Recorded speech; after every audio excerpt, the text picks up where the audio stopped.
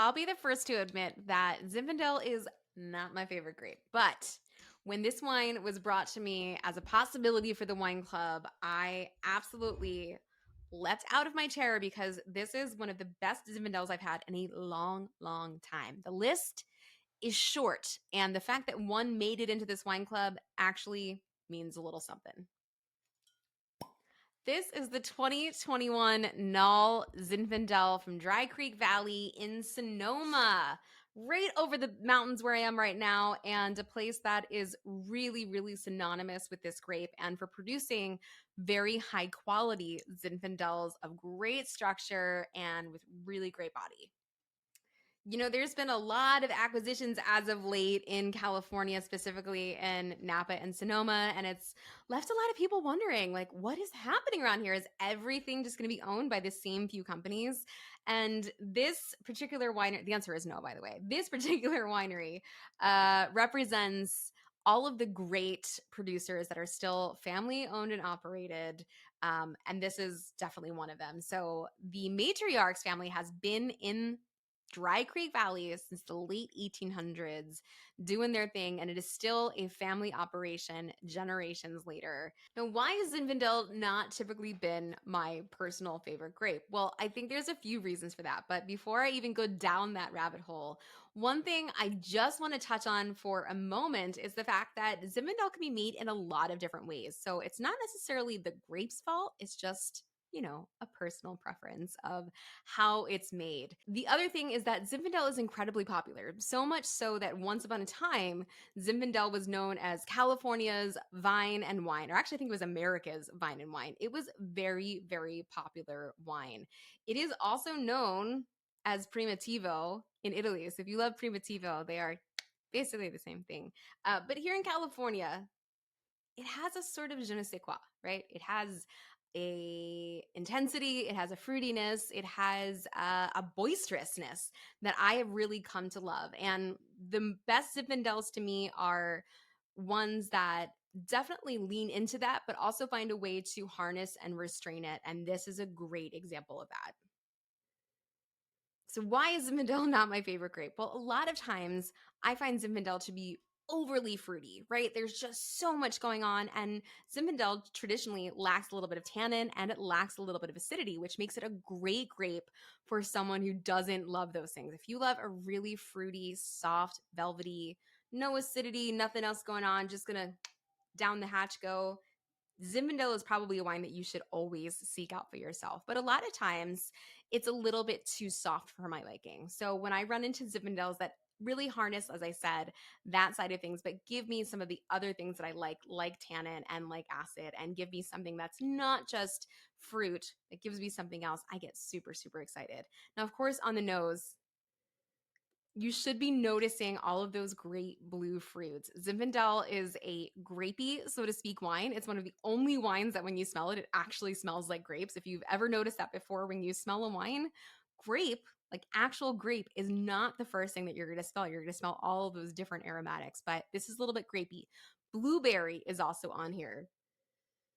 And then another weird one, this is super weird. This is kind of geeky. It's a little bit more in the sound world. Another weird one that if you smell it, let me know in the comments. Peach yogurt. Peach yogurt is one of those things that a lot of times with Zinfandel is one of those like markers that we're like, peach yogurt must be Zinfandel. And I get a little bit of that. There's this sort of like lactic thing going on that I really like. So blueberry peach yogurt, I'm here for it. I also love Zinfandel as a fall wine, just like I do Tempranillo, because I think we're edging into this like bolder territory as the season progresses. Man, those fruits are just jumping out of the glass. You'll notice I have this in a burgundy glass. I think this is a totally appropriate glass. But if you wanted to do it in a Bordeaux glass, something that was a little bit more upright, totally fine as well. This is an aromatic wine, but it doesn't have to be. It doesn't have to be the only thing or the first thing that you notice about this wine.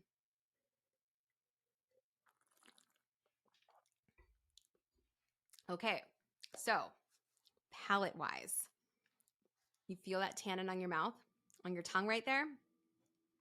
That is coming from, of course, the Zinfandel, but also there is a little bit of Petite Sirah as well as Carignan blended into this. And interestingly, years ago, I found out because Frog's Leap classically does this blend as well, that Petite Sirah in particular really helps to bind Zinfandel and kind of gives it a little bit more of like an oomph. There's some sort of scientific situation going on there that I'm not going to dive into, but there is an actual scientific reason that they do this. And you can really feel it. Zinfandel, when it is blended with those two grapes, it does give it a little something else. The Carignan as well, I think, is giving it that other thing that I always want from Zinfandel. It's giving a little bit of that savory, a little bit of that umami. There's something that's just like a little bit rustic about the nose and about the palate on this wine. And that really is coming from the Carignan. You should also notice the super, super purpley color of this wine. I mean, my teeth are going to be completely stained after this video, but as you're looking at this wine, notice that very purple color. That is classic, classic Zinfandel. So if you ever find yourself in a blind tasting situation, look at that and you're not sure if it's Zinfandel, look at that color because that color should be a pretty dead giveaway. You shouldn't feel too much in the way of acidity here. Like you shouldn't be salivating. I mean, there's definitely acid on this wine, but for me, there's a roundness, there's a softness, and there's sort of a plushiness to this wine with also giving you a little bit of that tannin for additional structure. So with that in mind, I think you're in a really good spot to go a lot of different ways with this wine. I love wines like this because it does give you so much versatility in terms of food options.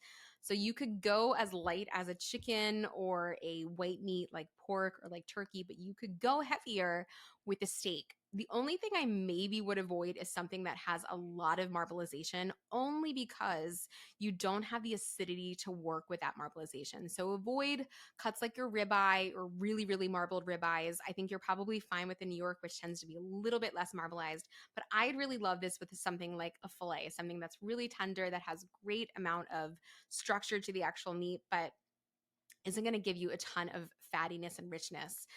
This wine could also easily be paired with all of your different root vegetables as we're heading into the fall season. So definitely don't avoid those. Make sure to eat your vegetables, especially if they're on the table for Thanksgiving.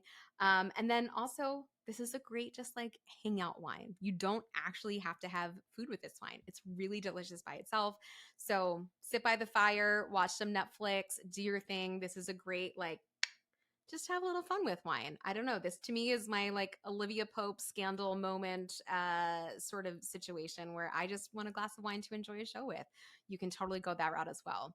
We're going to be talking about all things Sonoma with this wine. So definitely check out this podcast episode because we're talking about the classics. We're talking about Sonoma, which is a very big region, I should add. So we're going to be trying to cover as much as we can, but we're going to be including this wine in the episode. So we hope that you will join us there. As always, if you're loving these videos, before you hit the next one, make sure you hit like and subscribe. All right, I'll see you in a second.